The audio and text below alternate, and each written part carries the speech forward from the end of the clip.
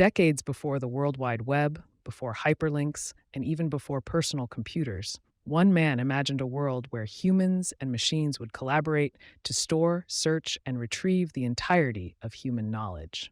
That man was Vannevar Bush, and his prophetic vision of the Memex stands as one of the most astonishing pieces of foresight in technological history. Though his name is not widely known, Bush was the spiritual ancestor of the internet, a prophet who saw the shape of the digital age before the hardware existed to make it real. In 1945, Bush published an essay titled As We May Think in the Atlantic Monthly. In it, he laid out a detailed concept of the Memex, a hypothetical device that would allow users to store vast amounts of information, link related documents together, and retrieve data instantly through associative trails. Sound familiar? It should, because this was essentially the birth of hypertext, the core idea behind how we navigate the web today. The Memex wasn't simply a machine, it was a philosophy of information built on Bush's belief that the human mind doesn't work linearly, it makes connections. The Memex was designed to mimic this associative thinking, letting users build trails of knowledge that could be followed, extended, or shared.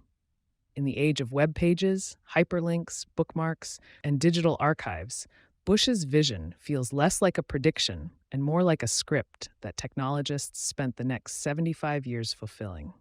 Bush wasn't just a dreamer. As the head of the U.S. Office of Scientific Research and Development during World War II, he oversaw projects that developed radar, the proximity fuse, and the atomic bomb. Yet, even in the chaos of war, his mind was focused on peace and the tools humanity would need to manage the explosion of post-war knowledge.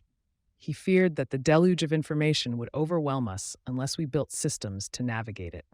The Memex was his answer, not a product of its time, but of the future, and what a future it predicted.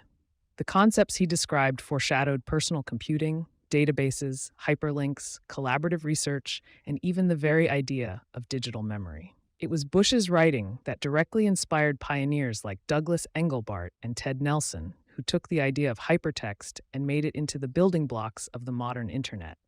Tim Berners-Lee himself credited Bush's influence when creating the World Wide Web. Bush's genius wasn't in building the internet, but in imagining its purpose. He understood that information is not just power, it's humanity's collective memory.